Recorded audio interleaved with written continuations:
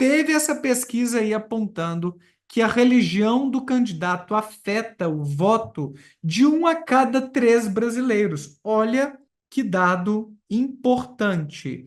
1 terço dos eleitores brasileiros considera que a religião dos candidatos a prefeito será um fator relevante para a escolha do voto nas eleições de outubro. Segundo a pesquisa realizada pelo IPESP, são 23% os que classificam essa característica como importante e 13% afirmam que a maneira como o político manifesta sua fé é muito importante para que o mesmo mereça confiança. Olha como a religião acaba impactando mesmo a vida das pessoas, até mesmo nessa esfera política, na intenção de votos. Deixa eu só tirar aqui da telinha, que eu acho que vai me atrapalhar o celular aqui agora. A crescente comunidade evangélica no país é o grupo que mais dá valor à religião dos candidatos. Nesse segmento, são 43% os que consideram o fator importante ou muito importante. Caraca, hein? Chegou perto da metade. Parcela que, considerando a margem de erro de 1,8% para mais ou menos, equivale a daqueles evangélicos que dizem que não se importam com essa questão na hora de escolherem quem votar. Então, tecnicamente está empatado, né? Os evangélicos são também o extrato social que mais cobra compatibilidade religiosa dos candidatos. 81% dizem ser indiferentes à religião dos postulantes, enquanto 16% dizem desejar que ela seja a mesma que eles próprios seguem. Já entre os evangélicos, essas taxas são de 70% e 28%, respectivamente. Deixa eu ver se. Tá, no geral. É porque aqui no início, né, a gente estava pensando no geral. Então, pensando na população completa, né, todas as denominações religiosas e até os não religiosos, 81% não se importam com a religião do candidato. Já os evangélicos, menos, uma proporção menor, é indiferente, né, 70%. 28% acham importante que haja uma compatibilidade entre a minha religião e a religião do candidato. Então, eles levam muito mais a sério. Como o Globo mostrou, há uma movimentação estrutural nos templos religiosos para eleger nomes alinhados com pastores nas principais capitais e grandes cidades do país. A importância das igrejas não passa desapercebida pelas campanhas que já têm feito acenos. No Rio, Eduardo Paes subiu em púlpitos no centro e em Madureira, assim como o candidato à reeleição em São Paulo, Ricardo Nunes, que, católico, participou da inauguração de um novo templo da Assembleia de Deus na Zona Leste. E vocês acham que é diferente com o Pablo Marçal aqui em São Paulo, hein? Não duvidem disso, viu, pessoal? Deixa eu mostrar aqui para vocês. Nessa matéria aqui da Veja, como os evangélicos vão impactar os próximos dias de campanha em São Paulo, ó. Há pouco mais de 2 semanas para as eleições, o voto evangélico mais uma vez se torna um ativo a ser conquistado pelos candidatos. Os seguidores da religião representam 22,3% dos votos na capital paulista, segundo a última pesquisa Atlas Intel. A expressão desse público na urna faz com que as campanhas montem estratégias com líderes religiosos e aumentem as menções bíblicas nos discursos. Olha só. Então, eles colocam ali na narrativa, na hora de debater, de fazer suas campanhas, passagens bíblicas, menções a Deus, a Bíblia, para poder se conectar com os fiéis barra eleitores. Então, existe, obviamente, não sejamos ingênuos, estratégias por parte dos políticos pensando no eleitorado religioso. De acordo com a pesquisa Quest, não sei se é assim a pronúncia, divulgada na quarta-feira, dia 11, Pablo Marçal tem 37% do eleitorado evangélico. Ó, ele lidera. Entre os evangélicos, Pablo Marçal lidera, contra 26% de Ricardo Nunes e apenas 9% de Boulos. Entre aspas, Nunes perdeu a maior parte do domínio que ele tinha sobre o eleitorado evangélico, que hoje migrou muito para Marçal, afirmou o diretor de análises da Atlas Intel, Yuri Sanches, que prevê um aumento da disputa nesse segmento nos próximos dias. Ele previu errado, viu, gente? Já já eu vou mostrar a terceira matéria sobre o tema para vocês, onde a gente vê Pablo Marçal perdendo um cado desses apoiadores evangélicos. Por que será? Marçal é evangélico e tem o discurso muito afinado com as igrejas neopentecostais.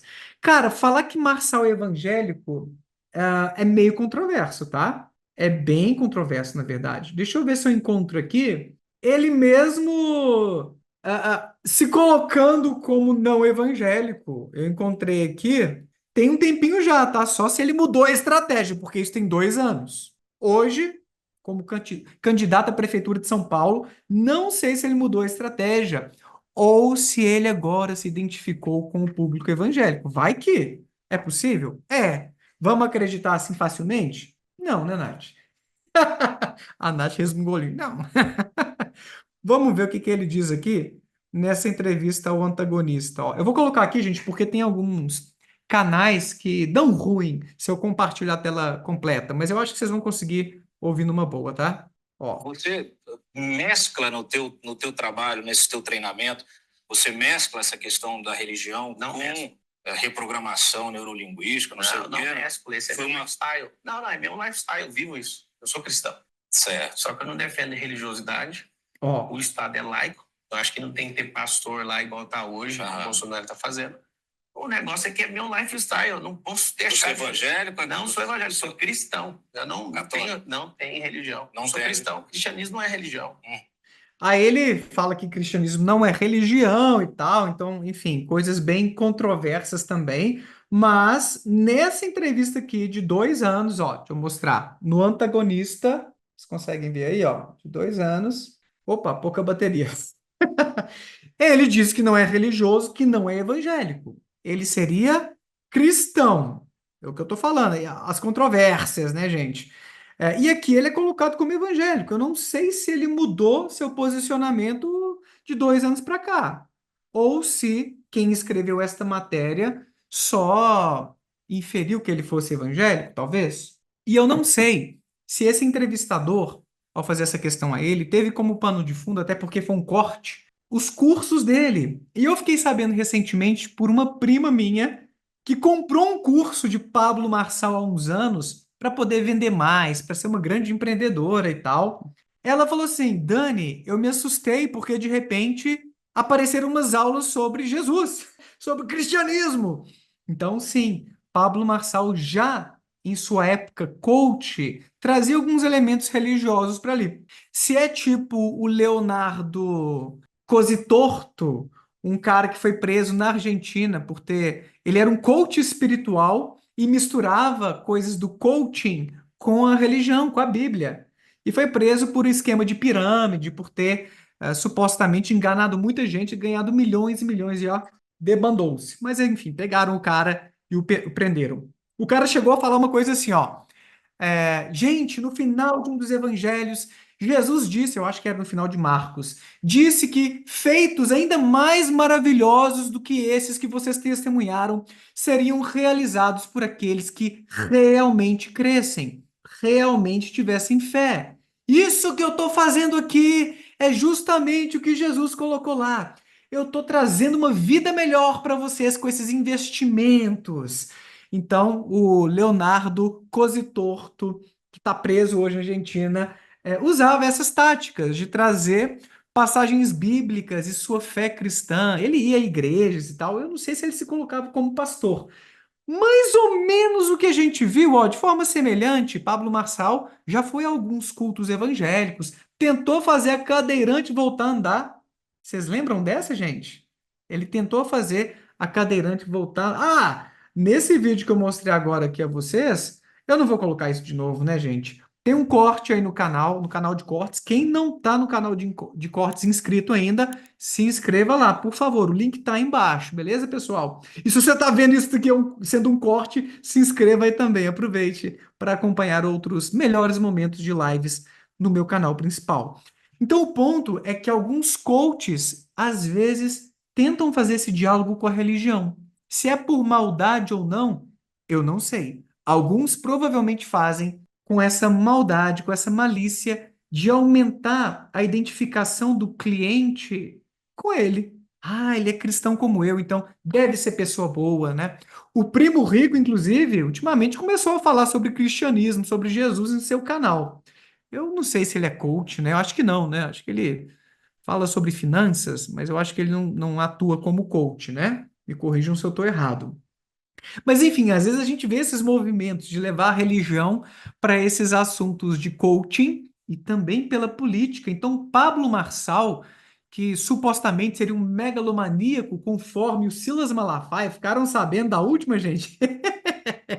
Silas Malafaia mandou um áudio chamando o Marçal de megalomaníaco. Tá, não estou aqui para falar se é ou não é. Deixa o Malafaia aí com seus julgamentos e vocês com a sua percepção. Mas o cara pega coach, pega religião e agora está na política, né? Começando ou tentando começar sua carreira como político. Então, ele está aí com um apetite muito grande e a gente sabe como a religião pavimenta muito a trajetória de alguns políticos. Facilita algumas coisas, né? Tanto que você não vê políticos abertamente falando que são de religiões minoritárias, como a Umbanda ou como o Espiritismo. Tampouco os ateus políticos se colocam como ateus e agnósticos, porque poderia dar ruim, né? As pessoas, infelizmente, são muito preconceituosas. E como a gente está vendo aqui, a partir dessa pesquisa que eu mostrei antes, a religião tem um peso considerável na hora do voto. Voltando aqui ao Marçal, que seria evangélico ou não, né? E tem um discurso muito afinado com as igrejas neopentecostais, a crença na prosperidade econômica a partir do próprio esforço e da força divina, empregada nas falas messiânicas do coach, lembra a teologia da prosperidade, pregada por pastores evangélicos mundo afora. Marçal começou a dar palestras e cursos em Goiânia para os fiéis da Igreja Videira, da qual fazia parte, onde trabalhava com equipamentos de som. Ah, ele começou a carreira dele com cursos e palestras, então, nessa igreja? Caramba, dessa eu não sabia não, hein? Então, vamos vendo aí, ó. E na terceira matéria, só para complementar, Datafolha, ó. Nunes aparece numericamente à frente de Marçal entre evangélicos, numericamente. Então, o Nunes está ganhando espaço no meio evangélico nos últimos dias, ó. Deixa eu ver de que dia é essa matéria. De ontem, tá vendo? Então, um pouquinho mais recente, o Marçal perdeu um pouco esse eleitorado evangélico. E o Nunes, gente, é católico, tá? Não foi pro Boulos essa galera. A galera evangélica não vai para um cara tão de esquerda como o Boulos. Então, se Marçal escorregou ou levou umas cadeiradas ultimamente, ou começou a ter um discurso mais agressivo, talvez, e isso fez debandar uma parcela dos evangélicos, essa galera parece estar vindo mais para o Nunes, que é católico. O prefeito Nunes e o ex-coach Pablo Marçal mantêm um empate técnico entre evangélicos na disputa pela Prefeitura de São Paulo, segundo uma pesquisa Datafolha publicada na quinta. Nunes, porém, aparece numericamente à frente de Marçal pela primeira vez desde o fim de agosto. O MDBista, falei certo, oscilou 3 pontos para cima e chegou a 32% entre os evangélicos, enquanto o postulante do PRDB oscilou 4 pontos para baixo e marcou 26%. Boulos do PSOL, com oscilação positiva, registrou 1 pontinho acima, 15%. Empatou tecnicamente com Marçal. Tecnicamente, né? Porque Marçal está com 26%. Nesse grupo, a margem de erro é de 6 pontos. A situação é diferente entre católicos. Nunes tem 32% e Boulos 24%. Olha que interessante, né? Entre católicos, Boulos tem 24% e entre evangélicos ele tem 15%. Será que é porque os evangélicos são muito mais de direita, são muito mais fundamentalistas, conservadores, e entre católicos a gente tem mais heterogeneidade dessa perspectiva política, moral, quando a gente pensa nos costumes, né? Se são pessoas mais progressistas ou conservadoras, talvez eu ache uma interpretação razoável. Vocês concordam, gente?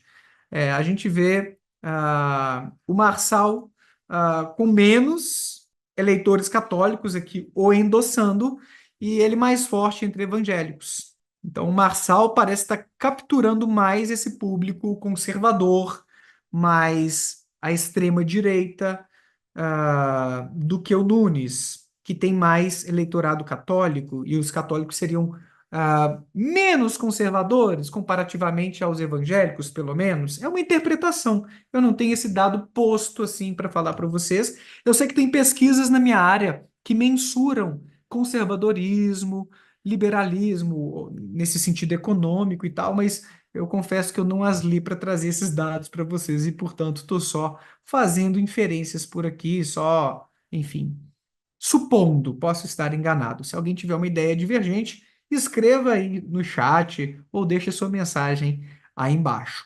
O ponto, então, gente, é que a gente tem a religião como uma variável, um fator muito importante na decisão pelos votos, e os políticos sabem disso mesmo antes de pesquisas demonstrarem essa relação, principalmente entre aqueles que acham muito importante a religião em suas vidas, né? E eu queria que vocês opinassem aí. O que que vocês acham a respeito do poder que a religião tem na vida das pessoas a ponto de afetar seus votos? Seria algo natural? Tá tudo bem para vocês? Não tá? Porque se vocês falarem assim, não, não tá tudo bem. É errado levar a religião em conta na hora de votar. No final das contas, e eu já vi uma pesquisa sobre isso especificamente, a gente acaba indo com o candidato com o qual a gente mais se identifica mesmo, aquele que defende as pautas que são importantes para a gente, que tem uns valores parecidos com os nossos. Claro que é impossível dar match 100%, né? Algumas coisas vão acabar se desalinhando nesse percurso de valores, crenças, perspectivas e tal, mas existe essa busca por parte dos eleitores por candidatos que defendam valores próximos aos seus. É algo natural, é algo humano, saca? Dá pra gente compreender esses dados, e aí eu acho um pouquinho difícil julgar fazendo esse recorte. O recorte que eu acho que abre para uma crítica mais razoável seria: será que eu estou levando em conta aspectos racionais para fazer esse voto? Racionais no sentido de, caramba, será que alguém que tem a mesma religião que eu vai fazer um mandato melhor? Vai ser um prefeito melhor, um presidente, um senador que seja, um deputado melhor? Será que essa pessoa não é uma religiosa meio de fachada, só para ganhar o eleitorado, como eu? Eu acho que é importante a gente ter esses questionamentos, a gente ter esse senso crítico, porque políticos não são bobinhos, né, gente? Não são ingênuos. Eles têm suas táticas, suas estratégias. Obviamente, existem políticos com uma religiosidade sincera e tá tudo bem, né? Eu não estou dizendo que eles não possam ter sua religiosidade ou que as pessoas não possam se inspirar nisso.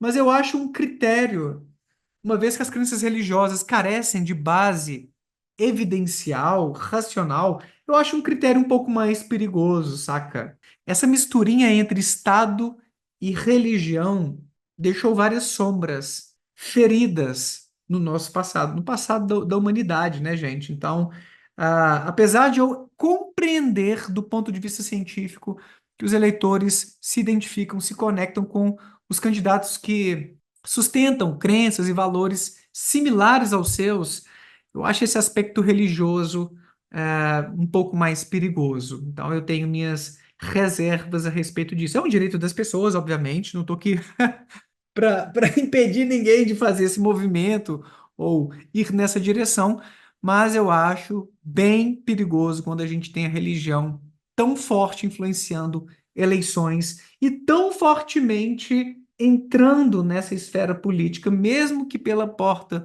dos fundos. A gente tem que vigiar, a gente tem que vigiar. Não podemos dar bobeira, porque o Estado laico, como uma democracia, não é algo tão sólido, perene, inabalável assim.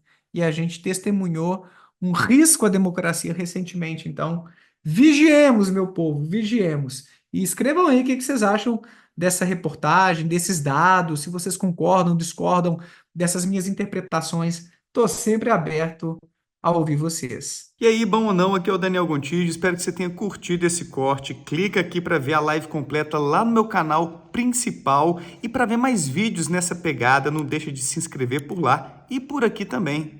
Um abraço, tchau!